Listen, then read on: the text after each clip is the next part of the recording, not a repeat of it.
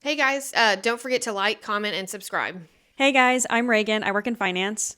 I'm Jordan. I'm a CPA. And this is Working Late. We don't clock out, we just keep going. So if you are grinding through a long day or a late night, we're here to keep you company and remind you why it's all worth it.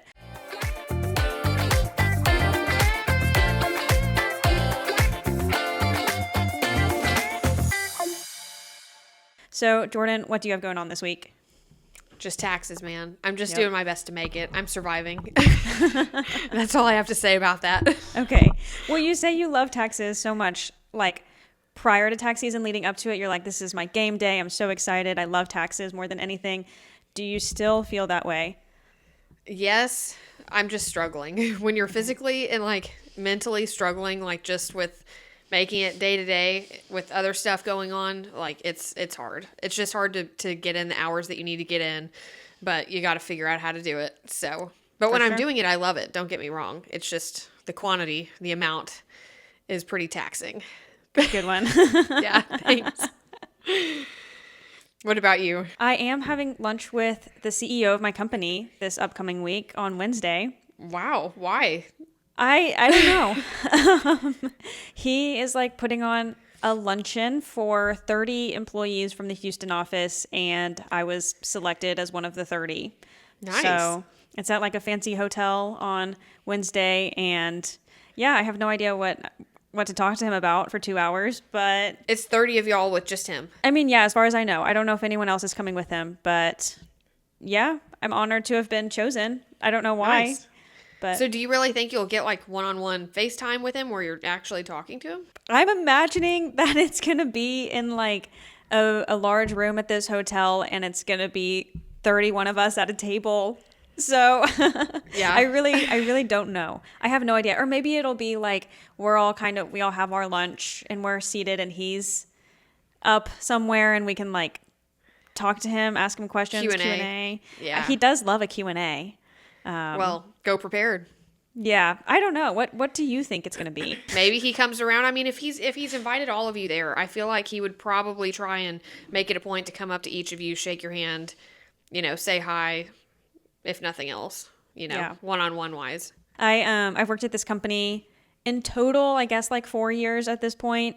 And I have, okay, so like I can go into our system and I can see with people's badges, like if they're in the office or if they're out, or like when's the last time they were at the office and like which office around the world they've been to. And so one time my friends and I don't know, someone was looking at the badge data. I have no idea why.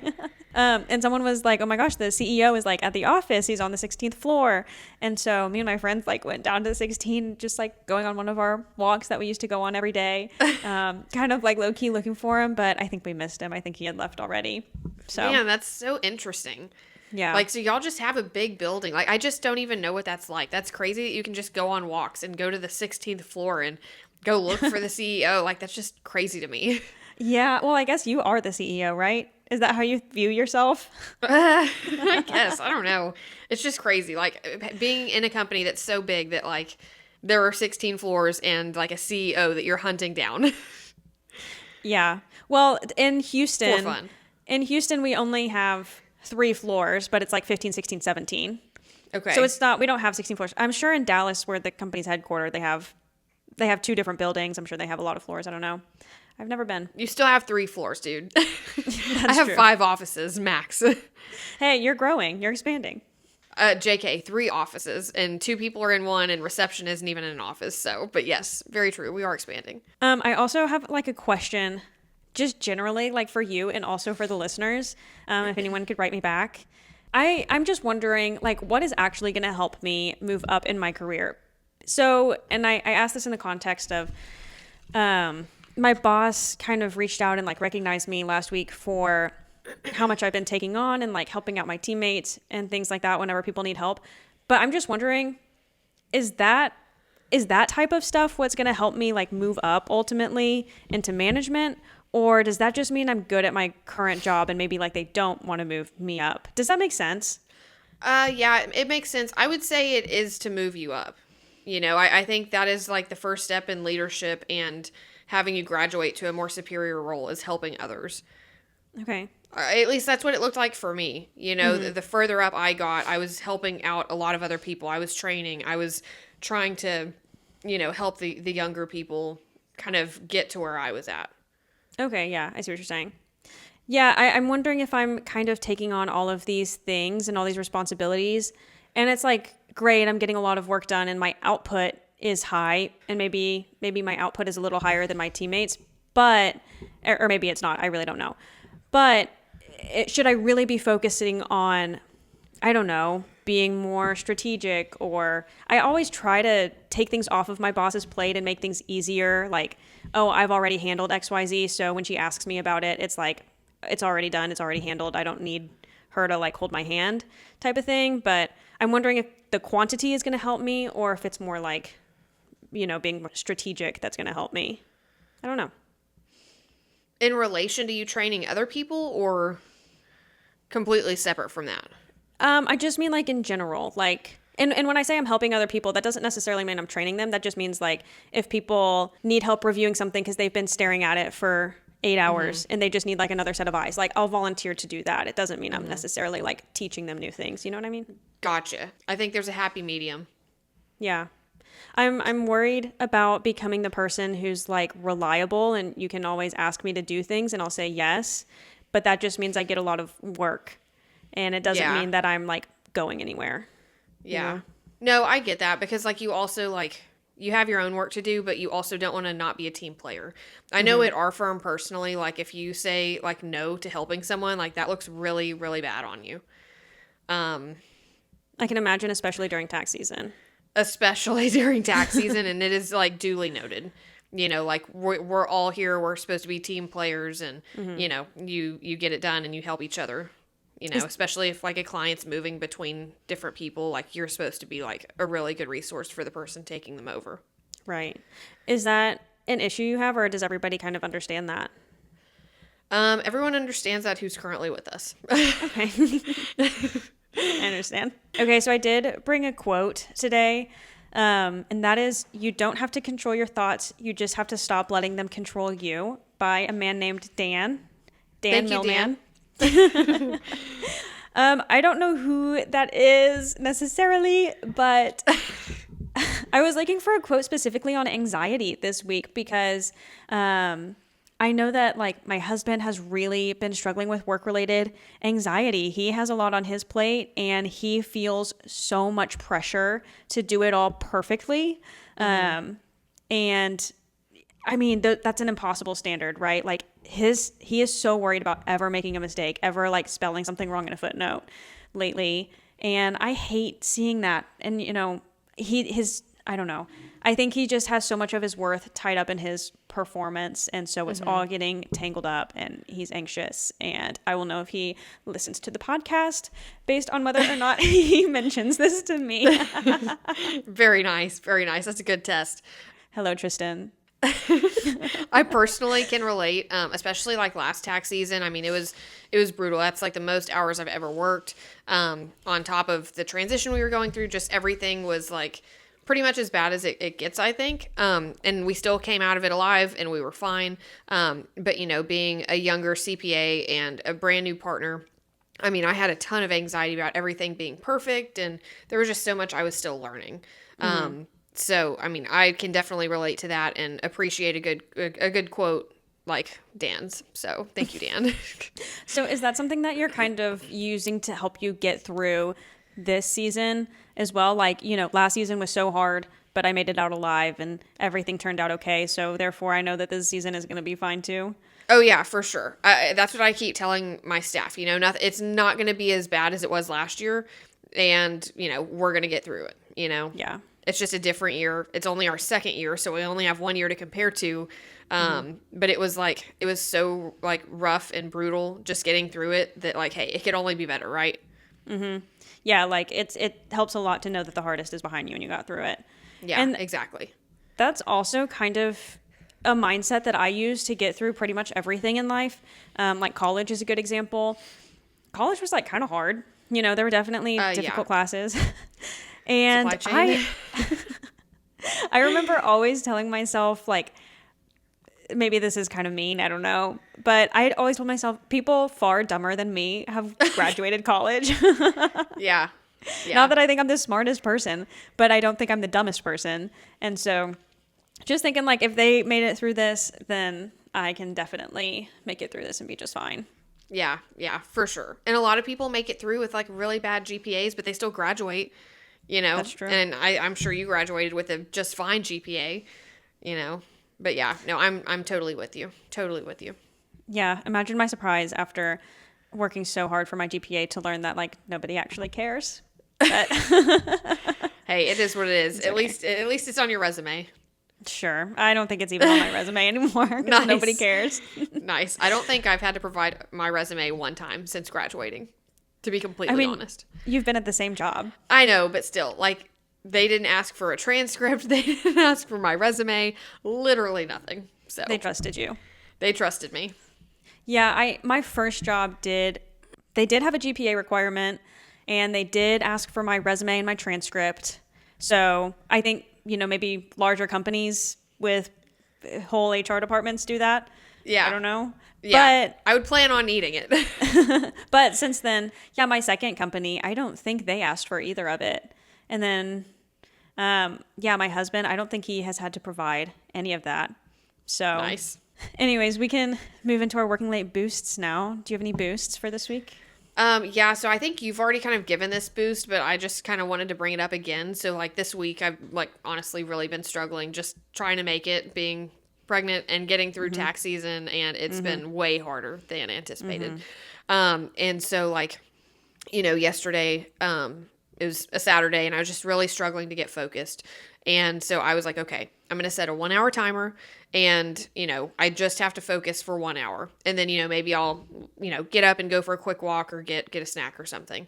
And like, it really did help me like get in the zone, like crank out as much work as I can in that hour. And then by the time I looked, like it was an hour and a half, and I was really like already in the groove. I didn't even need to get up because I was just, where I needed to be. And also just like putting on music, like I don't care what kind of music it is. That was another thing that helped me kind of get focused this weekend. It's just having something to like, tune out like the pain and discomfort that I'm in right now just really helped it. Like, I don't know, kind of go away or just like, tune it out. So music helps. Do you find like audiobooks or podcasts or just kind of having your mind wander? Does that help at all? It does. So like the podcast and audiobooks are good for the car, but like I can't do that while I'm working right now. Like I really just need the music just to let my mind wander. Okay. But also be focused, if that makes sense. No, I get what you're saying. saying. Yeah. To not be thinking and like stressing about everything else that is going on in my life. Well, okay. In a more recent episode, I don't know, Greg, your husband, well, we talked about how I like to listen to podcasts all the time, and you were talking about how Greg thinks that we can't multitask, and if you're listening to things, then you're not working very hard, or your work's not good or something. How does he feel about music? Same thing. Really? Oh, yeah. Even so, today is Sunday, and I was working this morning, and I love, and I think I've already said this before, but I love when he's in the office with me and he's playing guitar. Like, I don't care if it's electric or acoustic, like whatever. Like, that is like the same thing as me playing music and getting in the zone. And he's like, how can you work like this? Why don't you just tell me to stop and get out? And I'm like, dude, because I love this. Like, any sort of jamming out while I'm working is actually how I focus. And I know that sounds counterintuitive, but for me, it works. So, yeah, I was a big fan this morning. So you're telling me that Greg, just his whole day, he's not listening to anything? No, actually no, because he talks to ChatGPT like all day long about whatever the hell he's working on. Okay. Yeah. So, but no, I don't think he does. I don't think he does, which baffles me. Yeah. Okay. So instead of getting like audio stimulation via music or podcast or whatever, he's having like a sort of a conversation all day, and maybe that's where he gets that from. I don't know. Maybe. Like, yeah, I would say so. Because he's always full of questions and needs to be researching whatever he's working on. And yeah, I guess that's his stimulation. But before ChatGPT, like, no, I don't think he would listen to music. or Wow. podcasts. I can't imagine just going through my whole day in silence. I know. That's And horrible. he works in an office too, like 5 days a week, right? So Yeah. it must just be silent. Must just be silent. At least he can close the door. Like, he does have an office where he can close his door, but it's like glass so people can see him. I don't know. And I don't listen to music like all day, every day. Like, I do sometimes get burnout, but like, you know, in the afternoons or especially like Saturday mornings, like I definitely have music going on. Yeah, I do like music, but I really prefer podcasts, and I think it's because when it comes to music, I'm so incredibly picky, and I listen to the same 3 artists, and that's pretty much it. And they only have so much music, so Hey, that's okay. That's all right. Greg gets mad. He doesn't get mad, but he laughs at me because I can listen to like whatever. And like, so whenever I was growing up, me and my dad like loved music. And so we would also like listen to music that, you know, maybe didn't have the cleanest lyrics ever, but it was like a good song, you know, like it had a good vibe to it and stuff, you know? And so my dad always taught me like, you know, in one ear out the other, like we're just listening to it because it's a cool song, you know? And so somehow that stuck with me, and like I don't listen to lyrics very much. I have to purposely be trying to listen to the lyrics. And Greg just laughs so much at that because he like we'll be talking about a song that like we've heard 1,000 times, and he says something. I'm like, what? And he says, well, if you listen to the words, Jordan, you know, you would know what they're talking about. So thanks, Dad. okay, my husband Tristan, I don't know why. I have never met anyone worse at lyrics. Like he Does he just get 'em wrong? tries. Yes, and it's hilarious. He tries so hard. He thinks he knows the words. He's singing along. It's completely wrong every single time. Do you tell him? No. Sometimes. Sometimes I just let him, you know. He knows, at this point he is self-aware enough to know that like what he's singing is probably wrong. Yeah. But I love that he keeps trying. Nice. I just don't know how he could be so bad. Also, while we're here on the subject of music, I know I have mentioned the Jonas Brothers in at least the past 2 episodes. I'm going to mention them one more time, and then we can table them for a while. But, okay, so I was at dinner with Tristan and his boss a few weeks ago. Ooh. A little weird, I know. Yeah. Yeah. We'll table that. We'll talk about that in depth later. I mean, there's not much to say. Someone else had bailed, and so it was just going to be Tristan and his boss, and that was going to be a little awkward because she's like a woman. And so they invited me basically to make it less awkward. Anyways, so I'm Still talking awkward. to her. Somehow my love of the Jonas Brothers comes up because it always does. And she told me, so she lives in Pennsylvania. She's from New Jersey. I hope she's okay with me talking about her. But she told me that her best friend has an uncle in common with Danielle Jonas, who is married to Kevin Jonas. All right, That one make more sense? time. One more time. You have it down though. So her best friend, we'll call her best friend Jane. Jane has Uncle Al in common with Danielle Jonas, who is married to Kevin Jonas, aka Wow. one of the Jonas Brothers. Wow. Does this make sense? I still didn't follow, but there's some extended relation there. Okay, so this means like I am somehow, you know, there's like 6 points of contact, 7 points of contact. No. Okay. I don't know how much time we have Educate to go me. into this. Okay, it's like I have to Google how many points of contact. Oh, I'm talking about 6 degrees of separation. 6 degrees of separation. Oh, okay, go ahead. Okay, so it's like you are within 6 degrees of like everyone in the world. It's a theory. There's no way to like Okay. actually prove it, I don't think. And so I'm like, I don't know, less than 6 degrees of separation from the Jonas Brothers. So I know Tristan's boss. Tristan's boss knows her best friend. Her best friend knows Uncle Al. Uncle Al knows Danielle Jonas. Danielle Jonas knows the Jonas Brothers. So that's 5. So I'm 5 degrees of separation from the Jonas Brothers. That's pretty awesome. Yeah. We're That's pretty pretty cool. close. We're pretty Nice. close. You go way back. Thanks, Uncle Al. I've met Frankie Jonas. I don't know if I can say Frankie Jonas has no idea who I am, and he does not care. But I have met him, and he's the Jonas Brothers' little brother. Nice. So, anyways, that's the last time I'll bring them up for at least a few episodes. Nice, very nice. Okay, I do want to throw this out there too, since we're still on the music topic. So for tax season, I just like really vibe with Co-Wetzel and Treaty Oak Revival. Just want to throw that out there. And yeah, I don't know why, but they just are really my tax season jam. They were last year. And like, I'm just still in that same place this year. And yeah, check them out if you don't know them. Are those both country artists? They are. They are. Okay. And I'm usually not like, these days, I'm not crazy into country music. It just depends. Like, obviously, I like, you know, a lot, but I'm just all over the place. But yes, Co-Wetzel and Treaty Oak, like they just go hard during tax season. Okay. That's Yeah. fine if you love country music. I have no problem I with listen to everything. I listen to everything. Okay. I don't like to just be like, oh, she's country and that's it. I just listen to everything. Oh, can I follow up real quick on that concert that you said you were going to via your client to meet?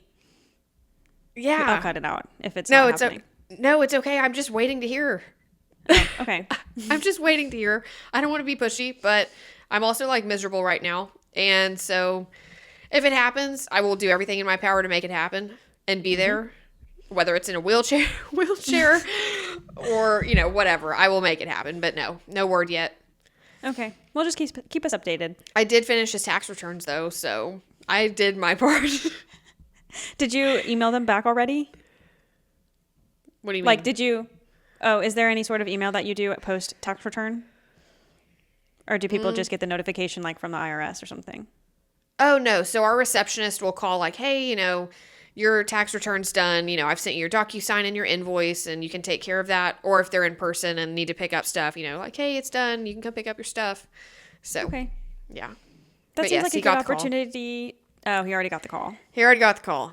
But he Okay. has a lot of questions and I've answered all his questions timely and, you know, I did a good job. So, TBD. Okay. Well, Yeah. I hope so. Yeah. Um, Real quick, so I know that I've already complimented that shirt apparently in a different color. So just so you know, if you get rid of any of those shirts and you're just going to give them away, I have dibs. They look really good to know. cozy. Good to know. Yeah, it's like spring came so early this year in Houston. I don't know about up there for you. But this is it's March right now and it's been so hot already this year, but today it's actually kind of cold outside. I'm actually wearing like pants and a long sleeve. So and I love the cold. I'm a cold weather person. So anyways, I got to cherish it when I have it. Yeah, for sure. Yeah, I'm in pants today too. It did get warm. It was like 43 this morning, but it got to be in the like 70s. So it was nice to put pants on and be kind of cozy, but I do have my short sleeve on today. Yeah. Well, I think we're still in the working late boost section. Should I just save my working late boost for another episode? Sure, sorry. No, this is That great. got away from us. Yeah, mine was going to go down like a whole other thing, so we'll just save it for the next one. Sounds good. Let's move into our career confessionals. Do you have any career confessionals this time? Yeah, so I can no longer sleep on the floor at work. And it's a sad day. It's a sad day. I was in the office on Saturday and I was not okay. I was struggling so bad. I've just been kind of sick and whatnot. And I just thought, you know, man, if I could just shut my eyes for a few minutes because I'm not sleeping well. And I realized like, hey, I can't even like take a nap on the floor at the office anymore because my heartburn and reflux has been so bad. It makes me sick. And that was a sad moment to realize my naps have been stripped away from me. So I think you get a wedge pillow for work. yeah, I think I'm almost at that point. Just to keep making it and keep going, dude. Mm-hmm. So I may gotta bite do what the you gotta bullet. do. Yeah, I may just bite the bullet and order another one. It is what it is. Yeah, I mean, tax season is not over yet. Pregnancy is not over yet. You still have some time to go. I think make yourself comfortable. And you know, you have mega bed desk. We talked about that in the last episode, Yes. I think. Yeah, we did. Maybe you can like figure out a way to make mega bed desk happen at work. Yeah, maybe I just bring it with me. Yeah. Yeah. That's a great point. Okay, as soon as we're done with this, I'm going to order me another wedge pillow and I'm just going to start bringing mega bed desk with me to work. And close that office door. Yeah, I will. I will. Okay, I also have one that I can share today. This kind of maybe takes away from the point I was making at the beginning of this episode, asking about like, what should I be doing at work? Okay, so I'm like 6 months into my job. Again, boomerang situation. Go back and listen to the first few episodes if you're new. But okay, so I'm at the point where I'm having to ask all of the questions that I should have asked in like the first few weeks of me working there. The first few weeks were very like just jumping headfirst into everything. I think it took like a week to show me all the systems that we use and kind of train me up. And then they were like, okay, go like do your job now.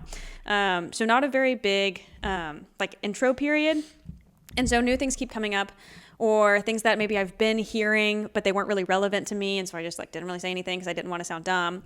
Or I just wanted to seem like I already knew what was going on and super confident. So now I'm at the point where when people are having meetings with me about things, I'm having to be like, okay, not to sound stupid, I'm so sorry, like I should have asked this question 6 months ago, but I didn't. So can you please explain to me like what we're talking about? Right now we're like, So what do they say to that whenever you ask them? Like, do you play it off well enough that they're like chill about it, or are they like, ooh? no, they're all like super nice about it. Also, I've avoided Nice. like saying that to my boss. I really just say it to my coworkers who are like lateral to me.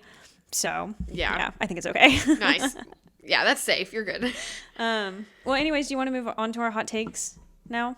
Yeah, for sure. What do you have today for us? Okay, this is something that I don't know if you're going to agree with me or not about it, but to me, work-life balance is a destination, not a lifestyle. So I feel like since graduating college, I've made a lot of decisions in my career in order to give myself work-life balance in the future, but not necessarily right now. Does that make sense?